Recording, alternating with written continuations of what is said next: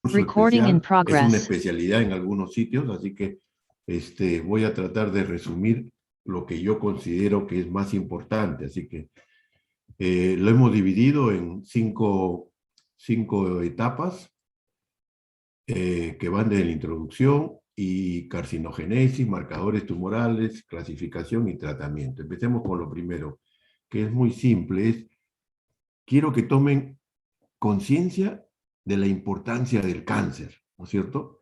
Hace 30, hace 40 años, decir que tú conocías a alguien que tenía cáncer era así esporádico.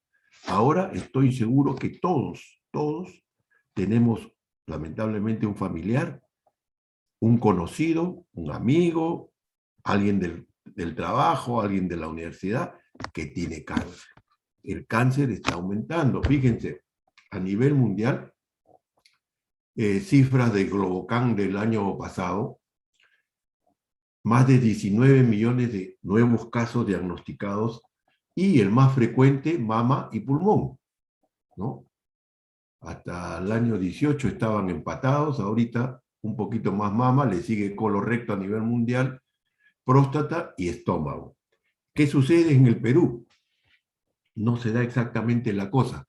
Próstata y mama, sí, pero estómago, oficialmente, las cifras, la estadística nacional dice que el cáncer de estómago es más frecuente del colorecto, cosa que no sucede en el mundo, y le sigue cáncer de cervix, ¿no? Si lo vemos por sexo, en hombres próstata, estómago, colorecto. En mujeres, mama, cuello uterino y luego colorecto. Y la mortalidad, una cosa es la incidencia y otra es la mortalidad. Fíjense, de próstata, más o menos una cuarta parte se muere anualmente de los nuevos diagnósticos que se hacen. Mama, por ahí va también, una cuarta parte. Cervix es la mitad de los casos se mueren, ¿no? Estómago, fíjense, 15 contra 11, o sea, está muy cerca. En colorecto la cosa mejora, es más o menos un poco menos de la mitad. Entonces, eso es lo que tenemos acá. Entonces, tomar conciencia de eso. Lo que viene sí es una clase, es una parte aburrida, como casi toda mi clase, ¿no? Tenemos que hablar sobre genética, eso que les enseñaron a ustedes y que lo veían tan lejano. Bueno, pues ahora cada vez es más cerca eso.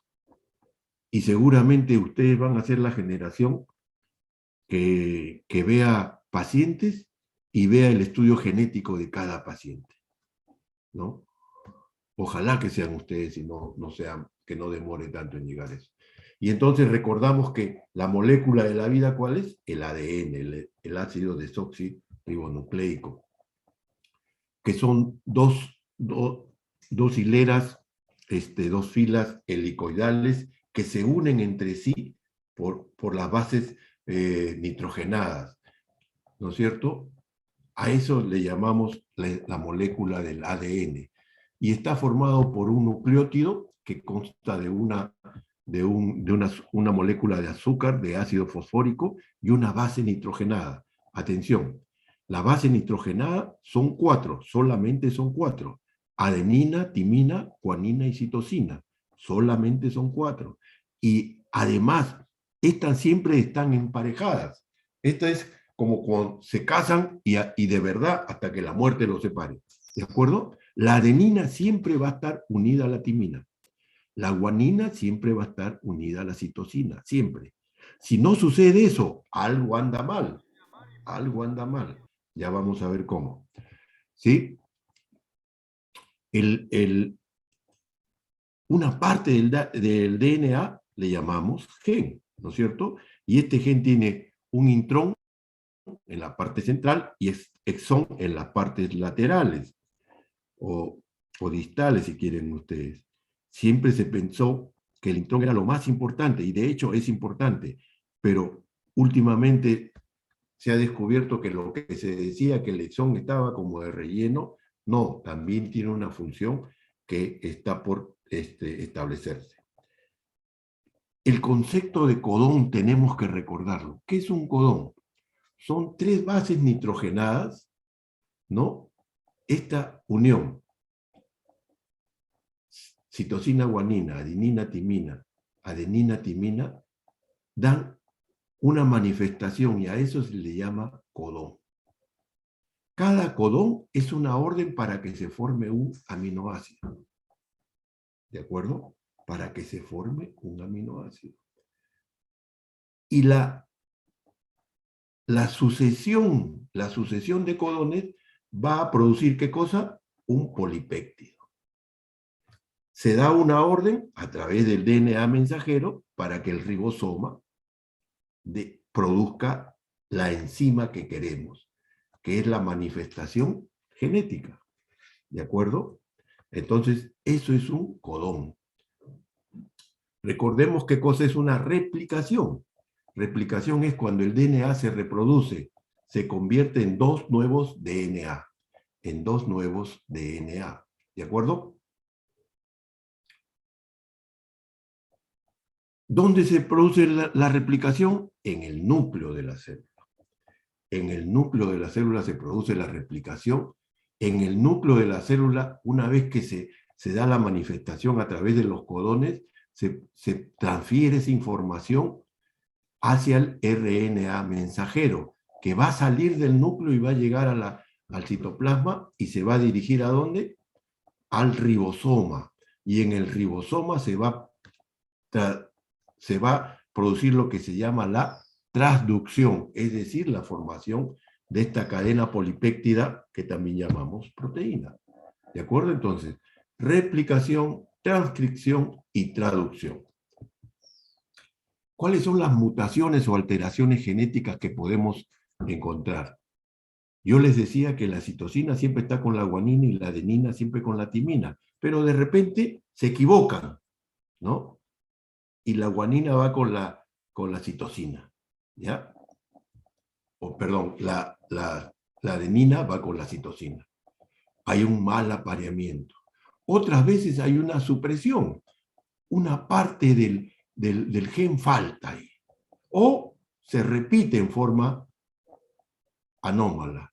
Todas estas son alteraciones genéticas que van a tener una repercusión, que van a alterar el mensaje que se tiene. Entonces, cuando un gen se altera, llamamos que es un gen mutado. Que es un gen mutado. ¿De acuerdo? Y este gen mutado va a dar diversas informaciones que salen de la normalidad y que se van a manifestar en una gran reproducción, una gran proliferación de células que llamamos cáncer.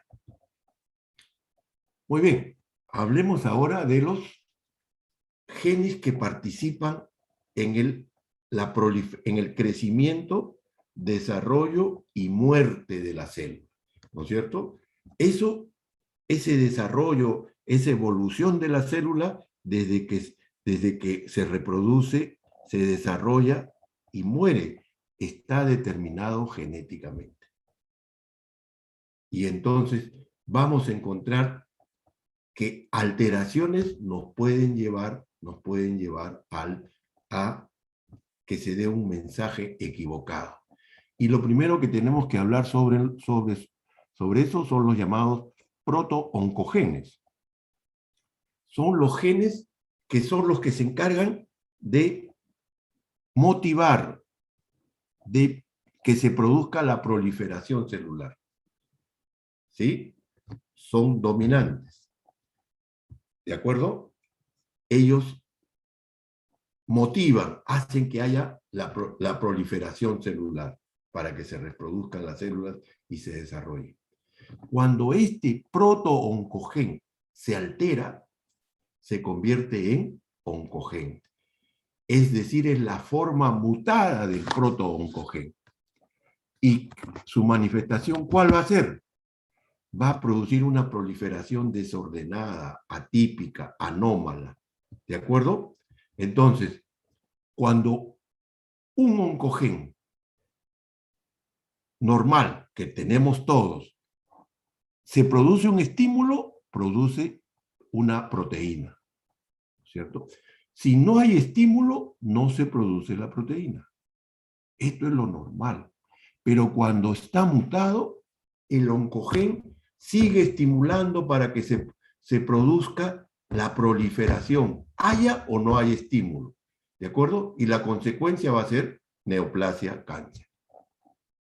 Los oncogenes tienen muchos clasificaciones, muchos tipos. La idea no es que ustedes se aprendan esto, no, nunca más lejos de nuestro querer, ¿no es cierto? Pero quiero que sepan que hay múltiples oncogenes. Ahí tienen ustedes una lista de que cada vez vamos descubriendo genes que tienen alguna relación con algún tipo de tumor. Muy bien, así como hay genes que ayudan a la proliferación, la contraparte son los genes oncosupresores, ¿sí? Ellos son los que van a ejercer un efecto antiproliferativo. Entonces hay un equilibrio, ¿no? Mientras que genes que el protooncogen estimula la proliferación, el oncosupresor se encarga que una vez que se ha desarrollado la célula, hasta ahí nomás para. ¿De acuerdo? Son genes normales que actúan deteniendo la división celular, ¿sí? Pero cuando mutan estos genes pierden su función y se convierten en genes mutados. Entonces, cuando el gen oncosupresor se expresa, ¿expresar qué significa? Que hace su función, se manifiesta, decimos también. ¿Sí? Cuando hay un estímulo, actúa la proteína. Si no hay estímulo, no actúa la proteína. Eso es lo normal. Pero cuando se mutan estos genes supresores, hay estímulo o no hay estímulo, la función sigue persistente. La proteína no actúa, entonces no para la proliferación y se produce el cáncer. ¿De acuerdo? Ahí tienen ustedes una larga lista de genes supresores que cada vez se conocen más.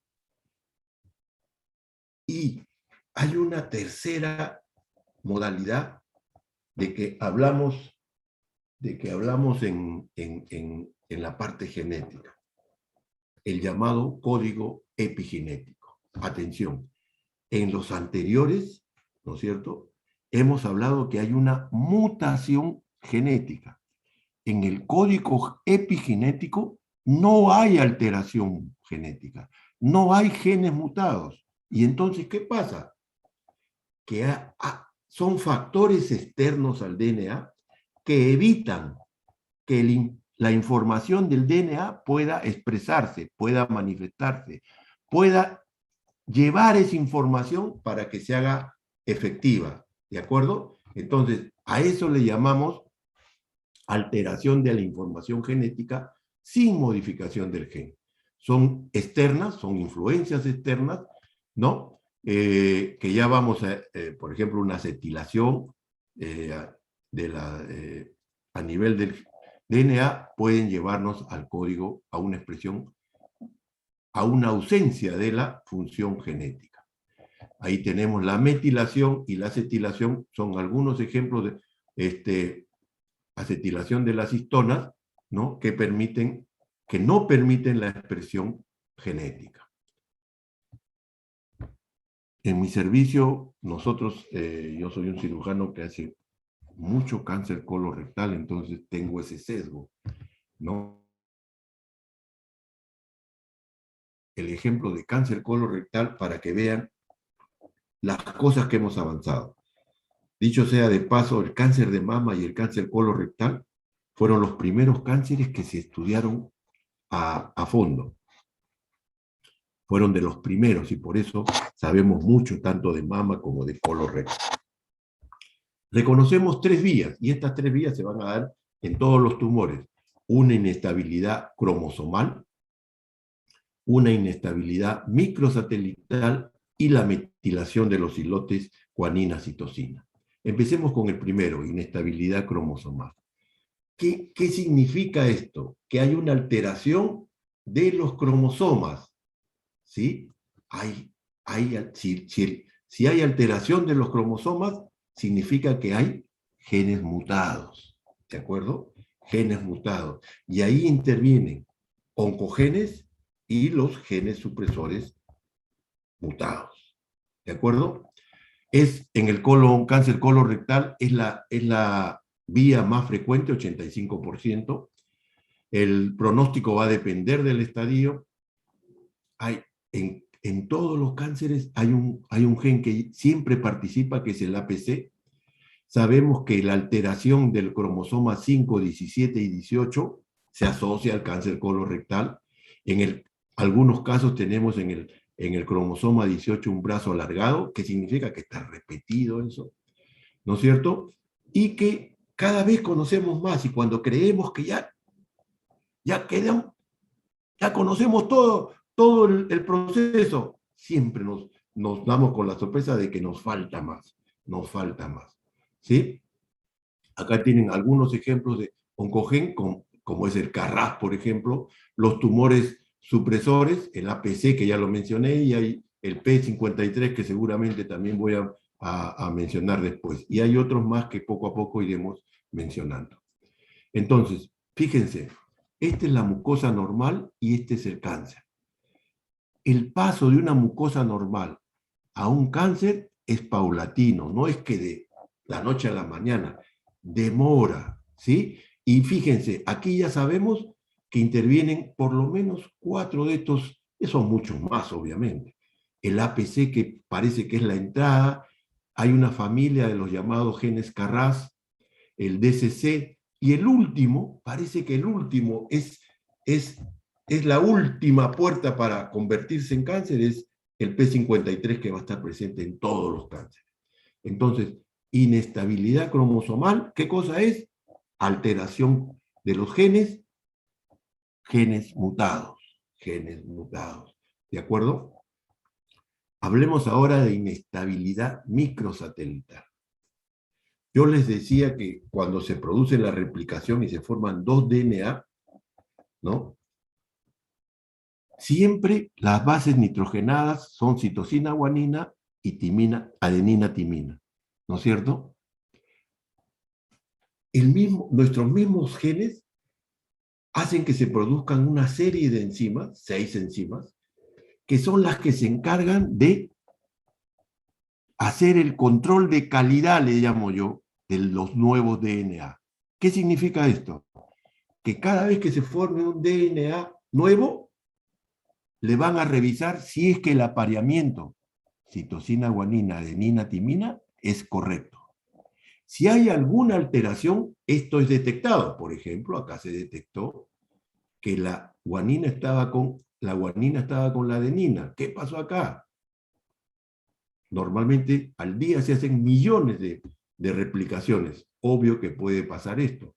Entonces, este sistema de genes que se llama Mismatch Repair, MMR, detecta y hace la reparación para que esta, en vez de la guanina, esté la timina y esté normal, ¿de acuerdo?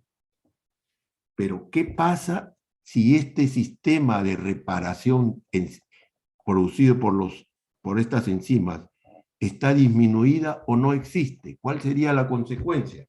La consecuencia es que se van a formar DNA con apareamientos anómalos. Va a ser un DNA defectuoso.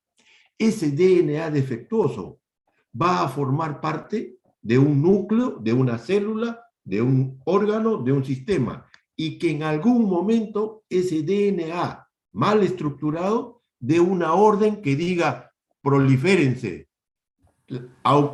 comiencen a crecer todas las células, ¿correcto? Eso le llamamos inestabilidad microsatelital.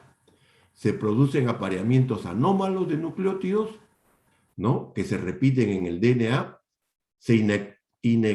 Hay una inactivación del sistema Mismatch Repair, ¿no?, que es el que repara los errores durante la replicación, y conocemos 6 de estos genes. Son 6 genes. Los más frecuentes, el MSH2 y el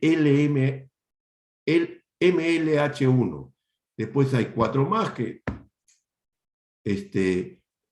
intervienen. Este sistema de inestabilidad microsatelital lo conocemos desde el inicio hasta el final, ya lo sabemos.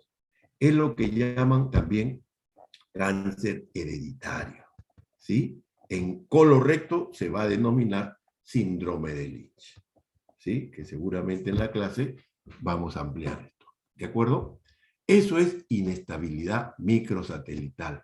Y fíjense, ya sabemos qué genes intervienen, todos estos genes que intervienen, ¿sí? Y si yo comparo en el tiempo cuánto demora esto, una inestabilidad cromosomal, promedio 10 años, uno dice en 7 años, 10 años, pero la inestabilidad microsomal de uno dice en 2 hasta 3 años, es mucho más corta, es mucho más corta. Y inestabilidad microsatelital, por favor, asócienlo a cáncer hereditario. Y ahí, para que no digan que solamente hablo de cáncer colorectal, fíjense, en cáncer de mama, el esporádico es el frecuente y el hereditario un 7%, y en el hereditario ya sabemos que hay dos genes mutados, el BRCA1 y el BRCA2. ¿De acuerdo? Hay otros muchos más, pero ya sabemos ya, ¿sí? Que este BRCA1 se asocia con cáncer de mama y con cáncer de ovario, ¿no? Y es famosa esa artista, Yolei, ¿qué es? Ya ni me acuerdo, Yolei algo es, que tenía familia, abuela, madre, tías con cáncer de mama, se hizo, en algunos sitios ya se hace la detección de este gen, lo encontró positivo y esta mujer, ¿qué hizo? Se sacó las mamas y se sacó el ovario. Angelina Jolie, recién me acordó, ¿no? Como profilaxis, ¿de acuerdo? Entonces, tener presente eso. ¿Y qué otros cánceres tenemos? Ahí tienen, ya vimos el cáncer de mama, pero tenemos con adenomatosis endocrina múltiple, el feocromocitoma, ahí tienen ustedes la lista de los genes que simplemente lo quiero que lo tengan como referencia. Entonces, concluyendo esta parte, se reconocen 3 vías de la carcinogénesis: inestabilidad cromosomal, inestabilidad microsatelital y código epigenético, ¿no? Intervienen en la proliferación celular el proto-oncogen, que cuando muta se convierte en oncogen. Y hay genes que tienen un efecto antiproliferativo, que cuando mutan pierden este efecto antiproliferativo y dejan que las células se sigan reproduciendo. ¿De acuerdo? Y recordar, el código epigenético son influencias externas. Acá no hay genes mutados. ¿De acuerdo? Y ya hablamos de la inestabilidad microsatelital, que es una disminución, una falla, una inactivación del sistema Mish-Mash-Repar, que contiene 6 genes. Muy bien, pasemos a la siguiente parte. Los marcadores tumorales en cáncer digestivo. ¿Qué son los marcadores tumorales? Son sustancias que sintetiza el tumor, ¿no es cierto? Que libera la célula cancerosa y que yo pudiera medir y decir, si yo tengo esta sustancia que es producida por un tipo de cáncer, puedo decir que este tiene cáncer de tal cosa. ¿De acuerdo? Es difícil tener esto, ¿no? Teóricamente se puede aplicar en el triaje o tamizaje, en el diagnóstico, en el pronóstico y en el seguimiento. Y digo teóricamente porque seguramente de acá a 50 años será esto posible, pero actualmente no es siempre posible. ¿Sí? Si hago un triaje, tamizaje o detección, me va a permitir identificar individuos con neoplasias antes de que den síntomas, que es lo ideal, ¿no es cierto? ¿Qué es lo ideal? Actualmente lo hacemos en personas de alto riesgo, ¿sí? Y con sujetos con alteraciones no diagnósticas de cáncer. El diagnóstico, a ver, acá sí tengo que ser categórico, no se usa para diagnóstico. ¿sí? Pero usted ha dicho que puede utilizarse, pero actualmente no se usa como diagnóstico. No, para empezar, no hay un marcador ideal, entonces no lo usamos como diagnóstico de cáncer. Lo usamos como una pieza más de nuestro rompecabezas, que es la clínica, estudios de imágenes, estudios de marcadores. Como un rompecabezas nos sirve, como una pieza más. Pero su única manifestación no significa cáncer. ¿De acuerdo? Para el pronóstico, lo que se ha establecido es que si yo tengo una gran cantidad de ese marcador, significa que el tumor debe ser grande. A más cantidad de marcador, peor pronóstico. Se ha intentado hacer eso. Lo que sí sabemos, por ejemplo, en cáncer de páncreas, cuando su marcador, que ya voy a hablar, es CA199, cuando tiene más de 1000, sugiere irresecabilidad y nos ahorra un tratamiento quirúrgico. ¿De acuerdo?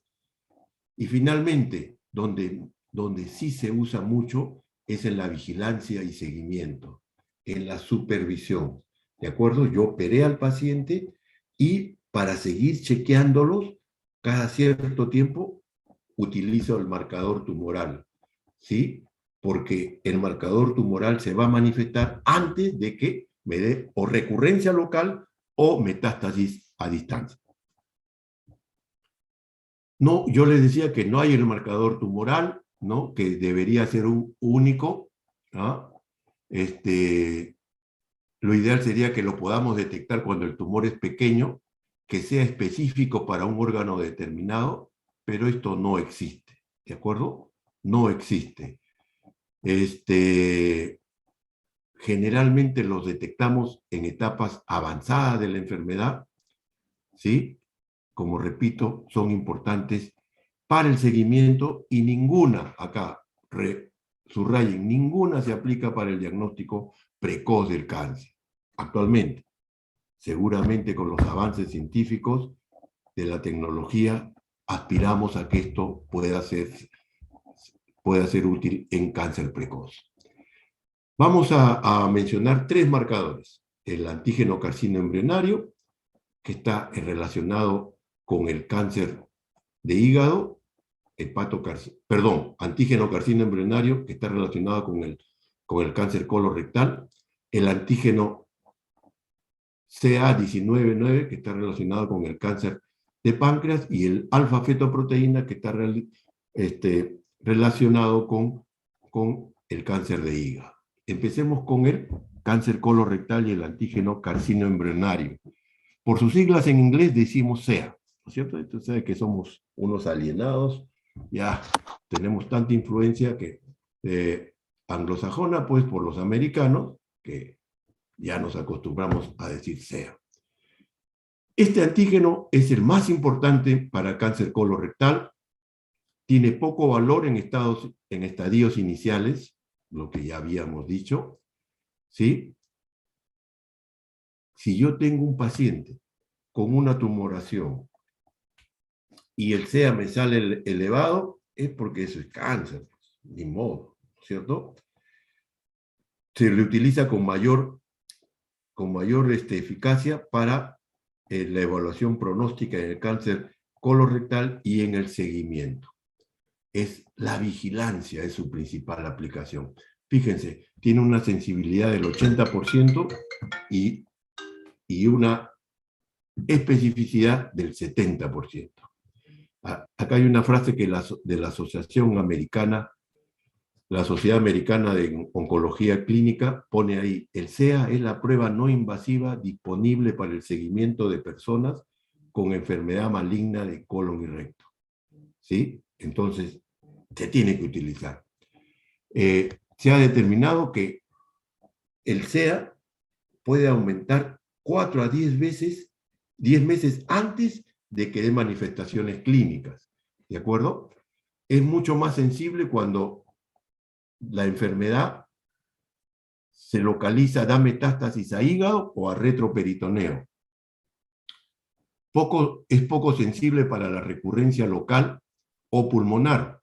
Una elevación lenta y paulatina del CEA nos nos hace pensar más en recurrencia locorregional. Y al revés, un rápido incremento, una subida muy rápida, nos hace pensar en metástasis hepática. ¿De acuerdo? Cuando yo tengo un paciente con cáncer colorectal que voy a operar, siempre le pedimos un CEA preoperatorio. Y el CEA lo normal es, uno dicen de 1 a 3, otros dicen de 1 a 5. En estos pacientes yo tengo 30, 40 de CEA. Yo lo opero y a las 2 o 3 semanas ya está normal el CEA. Ya está normal, ¿de acuerdo? Entonces, yo voy a medir que siga normal, que no se eleve, porque si se eleva, ¿qué significa? Que puedo tener recurrencia, ¿de acuerdo? Puedo tener recurrencia, que la enfermedad ha vuelto a nivel local, a nivel donde estaba el tumor, o ha dado metástasis hepática, pulmonar o peritoneal. Hablemos ahora del cáncer de páncreas. El adenocarcinoma de páncreas tiene un marcador que es el CA199. Lo vamos a encontrar elevados no solamente en cáncer de páncreas, sino también en cáncer del tracto digestivo, perdón, tracto biliar, especialmente en colédoco. ¿Sí? Fíjense, en cáncer de páncreas tiene una sensibilidad de 81% y una especificidad de 90%, mientras que en la vía biliar cae a 60-70% tanto sensibilidad como especificidad. Atención, el CA199 puede estar elevado en trastornos benignos, pancreatitis aguda, crónica, cirrosis e ictericia. No nos es útil para el triaje, ¿sí? Para el tamizaje. Cuando hay ictericia, la efectividad de este marcador no es buena, ¿de acuerdo? No es buena. Y cuando no se puede hacer un diagnóstico, ¿no? Puede ser útil en pacientes no ictéricos como complemento de un examen radiológico. Tiene valor limitado en el diagnóstico del cáncer pancreático temprano, como casi todos los tumores, como todos los marcadores, ¿no? Y fíjense, elevado en el 55% de los cánceres pancreáticos menores de 3 centímetros de diámetro. ¿Y por qué digo 3 centímetros? Porque muchas escuelas te dicen, si el cáncer mide más de 3 centímetros, hagas lo que hagas, la evolución va a ser igual, ¿no? Entonces, pero es un poco más de la mitad apenas que perdón, un momentito, ¿eh? Sí, no.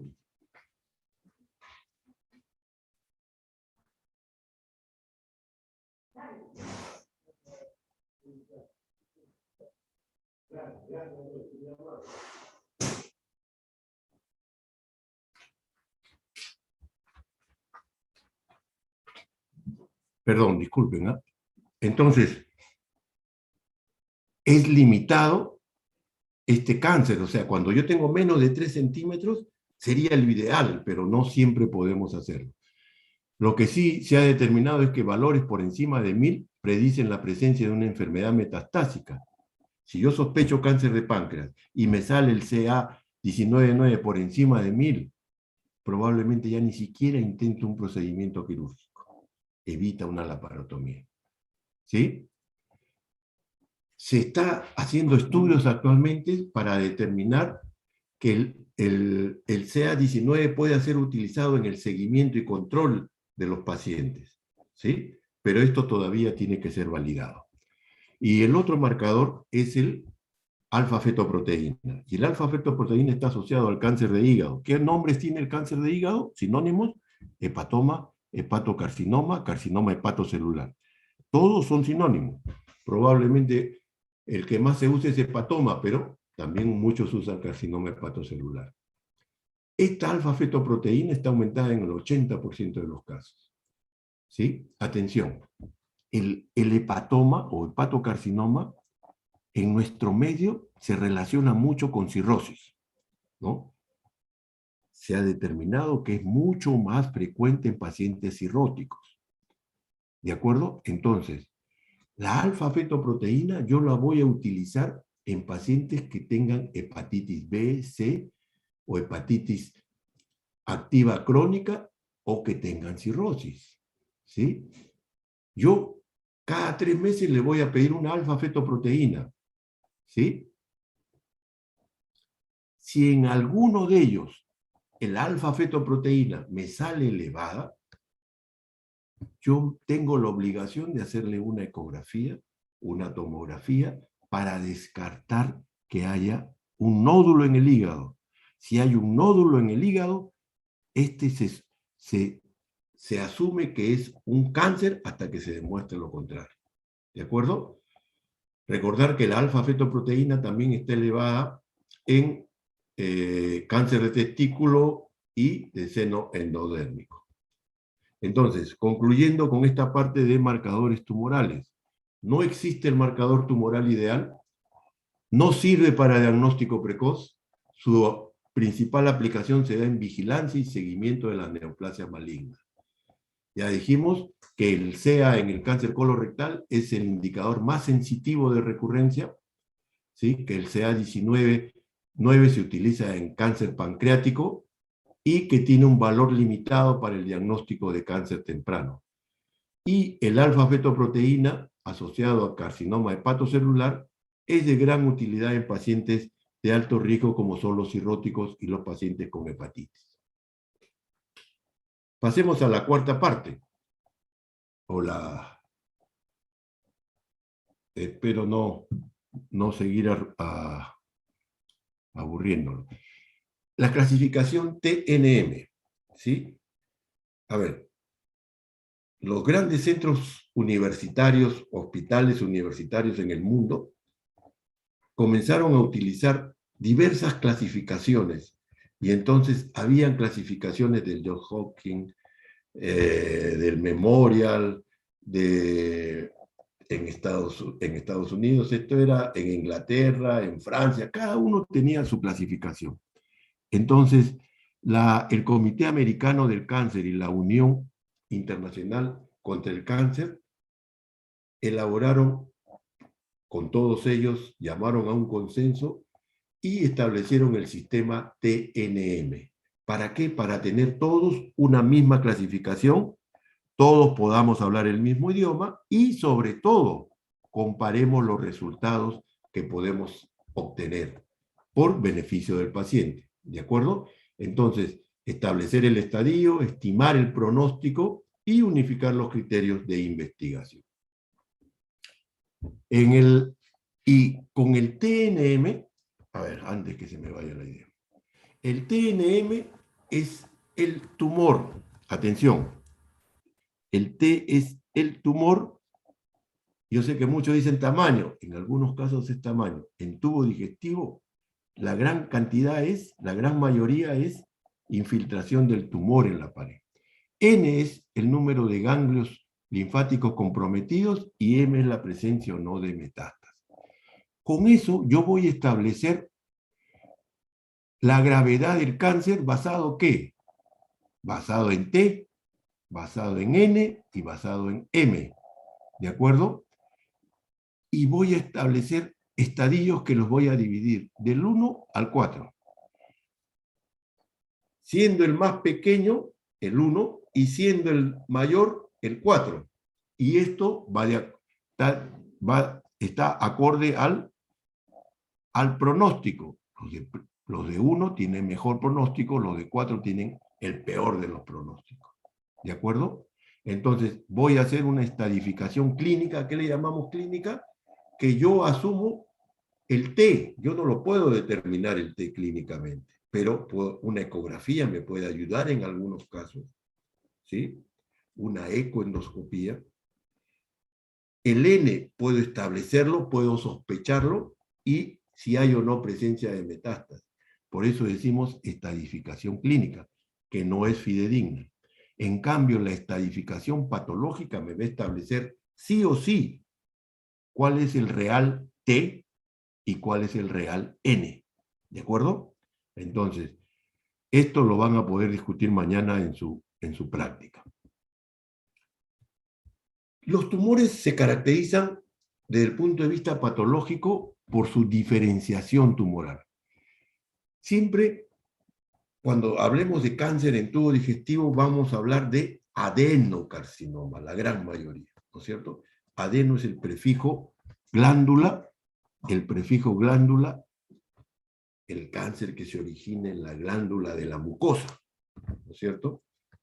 Y siempre nos van a decir adenocarcinoma, que puede ser bien diferenciado, moderadamente diferenciado, pobremente diferenciado, también algunos reconocen esto como indiferenciado. ¿Qué significa el bien diferenciado? Cuando una célula tumoral es bien diferenciada, decimos que el tumor, la célula tumoral, se parece mucho a la célula que la originó. Ejemplo, un adenocarcinoma gástrico bien diferenciado, la célula tumoral se parece mucho a la célula normal de la mucosa gástrica. Y el indiferenciado, pobremente diferenciado, todo lo contrario, no se parecen nada. ¿Sí? ¿De acuerdo? ¿Y esto es importante? Sí. Porque siendo los dos malos, el menos malo es el bien diferenciado, generalmente asociado en personas de edad avanzada, crecimiento lento y que suele dar metástasis por vía hematógena. Tiene mejor pronóstico. Mientras que el indiferenciado generalmente compromete a gente joven, muy agresivo, se disemina rápidamente por vía linfática, ¿de acuerdo? Muy malo, pésimo. Entonces, recordar eso, ¿sí? ¿Qué otros factores tenemos? Ya hablamos del tipo histológico, el tamaño del tumor. A mayor tamaño puede involucrar otros órganos, lo cual pues ensombrece el pronóstico, ¿no es cierto? Igual la extensión, el estado de los bordes y el lecho quirúrgico. Y acá tengo que hablar, creo que después está, es sobre los bordes el margen de resección, así lo llamaba. Margen de resección quirúrgica, es decir, cuántos centímetros corto antes del tumor y después del tumor para que yo tenga la seguridad de que no hay cáncer microscópico. Si yo me pego mucho al tumor, puedo ser que el momento que corte esté cortando sobre cáncer microscópico, que yo no lo veo, pero que el patólogo me lo va a informar. Entonces, el margen de resección en todo el tubo digestivo son 5 centímetros. 5 centímetros. Antes del tumor y después del tumor. En todo el tubo digestivo, a excepción de recto. En recto son 2 centímetros. ¿De acuerdo? Son 2 centímetros. La presencia de metástasis en ganglios linfáticos regionales, ¿cuál es ese? Ese es el N. ¿De acuerdo? Los ganglios vienen a ser la primera defensa que tiene el organismo contra el cáncer. Evita que avance por ahí. A las primeras células se las come, la fagocita. Pero como el ataque es permanente, llega un momento en que las células se apoderan del ganglio y dejan, es como un peaje, ya dejan que transite por ahí las células malignas. ¿De acuerdo? Entonces, el cirujano que va a operar cáncer va a hacer la pieza quirúrgica y ahí vamos a encontrar ganglios y vamos a contar cuántos ganglios tenemos en total. Tengo 20 ganglios, 30 ganglios. ¿Cuántos ganglios tienen tumor? Ninguno. Qué bueno, mejor el pronóstico. Más de 5 o más de 10, ensombrece el pronóstico. ¿De acuerdo? Ya hablamos del grado de diferenciación y también el porcentaje de necrosis espontánea es otro de los factores. ¿Por qué? Hay tumores que se necrosan centralmente. ¿Por qué? Porque se reproducen tan rápidamente que no les llega toda la irrigación, perfusión que deberían ser y se produce la necrosis. Entonces, en T decíamos, T0 no hay evidencia de tumor. T1 va a ser, repito, en tubo digestivo es la infiltración del tumor. T1 se quedó en mucosa y submucosa. T2 llegó a la capa muscular. T3 avanzó más de la capa muscular. T4 llegó a la serosa de otros órganos, ¿sí? Esto va a variar de anatomía a anatomía, de tipo de cáncer, ¿de acuerdo? Igual los ganglios, N0 no hay ganglios, N1 si hay de 1 a 3, de 4 a 7, va a variar de acuerdo si es cáncer de esófago, de estómago, de colorecto, ¿de acuerdo? Va a variar esto. Y metástasis, acá sí es estándar. M0 no hay metástasis a distancia, M1 existen metástasis a distancia.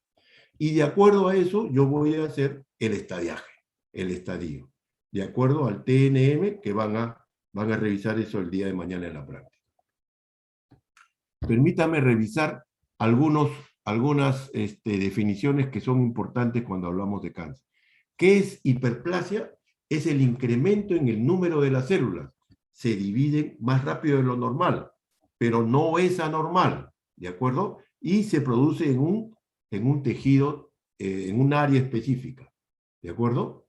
Los que hacen pesas, pues, ¿no? Van a hacer una hiperplasia de las células musculares. ¿Qué es una metaplasia? Es cuando una célula de un tipo sustituye a otra en determinada localización. Y con el tiempo puede aparecer una displasia en estas células, ¿sí? En tubo digestivo vamos a hablar sobre metaplasia intestinal. Es decir, una célula muy parecida a la célula intestinal se va a localizar en esófago, se puede localizar en estómago, ¿no? Es diferente y sobre todo tiene algunas, no todas, algunas de ellas tienen la capacidad de generar a cáncer, producir cáncer, ¿de acuerdo? Por eso la metaplasia intestinal se considera una lesión premaligna. ¿Y a qué le llamamos displasia? ¿Sí? Atención, una célula normal acá, una célula maligna en el otro extremo. La distancia que hay entre la célula normal y la célula cancerosa, a eso le llamamos displasia. No es cáncer todavía, porque la meta es, el extremo es cáncer, ¿no? Desarrollo anormal de tejido, ¿no? Por células alteradas, ¿de acuerdo? Que de repente se pueden quedar a medio camino y no terminar en cáncer. Y se les clasifica de bajo grado, mediano grado y alto grado. Obviamente, los de alto grado están ya a un paso de ser cáncer. Los de bajo grado están lejos todavía. ¿De acuerdo? Eso es displasia. No es normal, pero no es cáncer todavía. ¿De acuerdo? Finalmente, para ya acabar esta cárcel aburrida, el tratamiento. 3 son los pilares, ¿no? La cirugía, la radioterapia y la quimioterapia. Ahora le han agregado uno más, que es la inmunoterapia, pero que otros la consideran dentro de la quimioterapia, pero en realidad es un mecanismo de acción diferente a la quimioterapia, ¿sí? Por eso lo hemos puesto ahora como cuarto pilar. Hablemos de la cirugía. Fíjense, yo soy cirujano, entonces yo tengo que sacar pecho por esto. Hay un libro famoso de oncología de Vita, y ahí de Vita pone que el cáncer solo con cirugía se cura el 50%. Radioterapia, solo la radioterapia, 27%. Si yo junto cirugía y radioterapia, le sumo un 13, casi un 14% más. La quimioterapia sola, 2.8, y quimioterapia asociado a otros regímenes, un poco más de 5. Lo importante es que sepan, actualmente el cáncer, el manejo del cáncer es un manejo multidisciplinario. No es que los cirujanos somos los dioses y nada, mentiras, ¿no? El tratamiento del cáncer es multidisciplinario, donde interviene el cirujano, el oncólogo, el radioterapeuta, el endoscopista en cirugía en cáncer digestivo, ¿no? El patólogo. Todos nos reunimos y discutimos y tratamos de llegar a un mejor manejo de ese paciente, ¿sí? Y acá tengo que también revisar algunos términos. ¿Qué es una remisión? Remisión significa que el tumor va a desaparecer. Total, no quedó nada de tumor, ¿sí? Y parcial, cuando el tumor se reduce, pero no desaparece, ¿sí? Atención, para que no cometan las estupideces que dicen algunos, ¿no? En cáncer, no decimos que un paciente está curado. Recién lo decimos a los 5 años, ¿de acuerdo? Cuando mañana revisen ustedes el pronóstico según el estadio, le van a decir que el estadio 1 tiene 95% de sobrevida.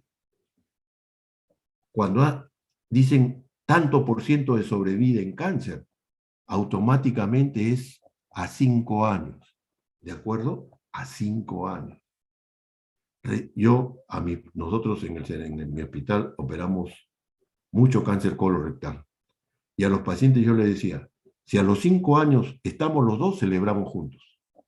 Antes solamente tenemos su cáncer controlado, ¿de acuerdo? Para que no digan, sale el artista, mi médico me ha dicho que ya no tengo cáncer, que ya cumplí mi quimioterapia de 6, 8 meses, ya estoy curado, y salen, ¿no? Y todo el mundo aplaude. Y al año siguiente la están volviendo a operar otra vez. Entonces, ver eso, ¿de acuerdo? Ver eso.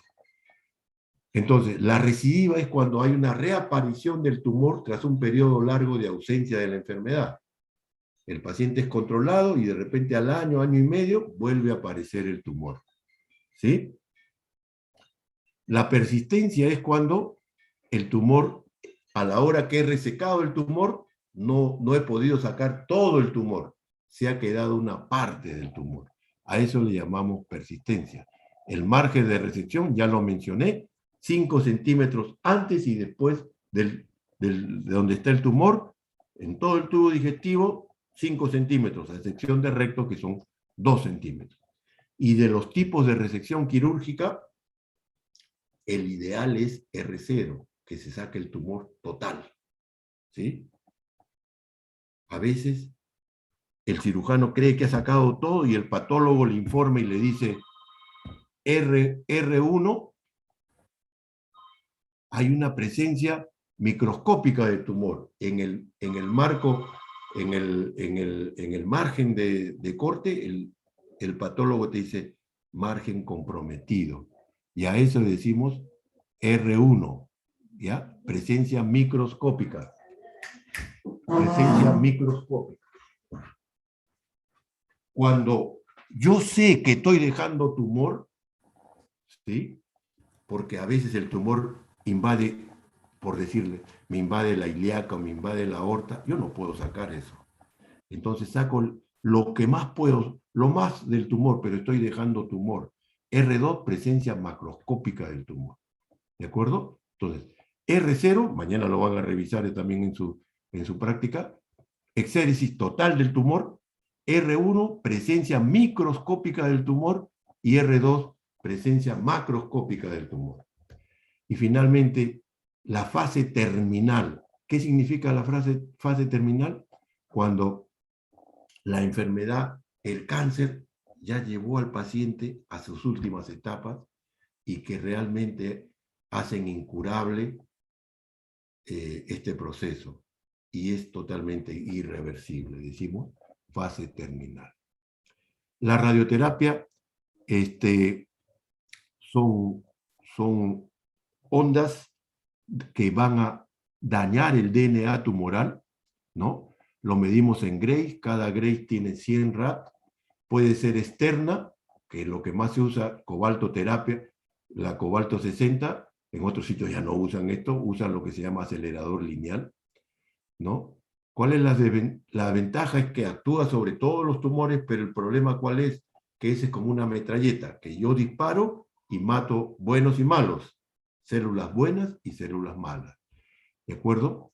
La braquiterapia endoluminal puede ser endoluminal o de contacto cuando se dejan barritas de estas sustancias, ¿no? Introducidas, más en nuestro medio lo solemos ver en cáncer de cervix. Y también puede ser metabólica. Cuando tengo un cáncer de tiroides, que me da metástasis, ¿no? Pongo yodo radioactivo, inyecto el yodo radioactivo que es captado por la célula tumoral de tiroides y se destruye esta célula. ¿De acuerdo? Esta radioterapia se puede dar antes de la operación, después de la operación, y hay trabajos que están hablando de intraoperatoria en algunos sitios seleccionados. En nuestro medio todavía no contamos con eso. Otra cosa que vale la pena mencionar: la radioterapia se usa junto con la quimioterapia. Se dice que la quimioterapia potencia los efectos de la radioterapia. Hay una sinergia, se obtienen mejores resultados. ¿De acuerdo? Se obtienen mejores resultados. Finalmente, sobre la quimioterapia, son múltiples drogas que actúan sobre el ciclo celular, ¿no? Cuando lo damos antes de la operación, le llamamos adyuvancia. Cuando lo damos después de la operación, perdón, adyuvancia es después de la operación, neoadyuvancia es antes de la operación. Repito, cuando se da antes de la operación, neoadyuvancia. Cuando se da después de la operación, adyuvancia. Y finalmente, dos palabras sobre lo último, que es inmunoterapia, que se está utilizando con excelentes resultados en cáncer de pulmón, cáncer de riñón y melanoma, me parece. Yo les decía que la quimioterapia son drogas que actúan sobre el ciclo celular, y ahí no distinguen de la célula normal de la anormal, no la distinguen de la célula tumoral. En cambio, en la inmunoterapia, recuerden ustedes que los linfocitos B son los que se encargan de producir los anticuerpos contra este cáncer, pero que hay sustancias del cáncer que inhiben esta producción de anticuerpos. Entonces se ha descubierto sustancias que estimulan a las células, a los linfocitos B, para que produzcan gran cantidad de anticuerpos contra este tipo de cáncer y que podamos vencer a esta enfermedad. Acá hay una lámina de que vean todas las alternativas del tratamiento médico del cáncer a nivel genético, a nivel de receptores, una serie de cosas que seguramente ya lo verán en su debida oportunidad.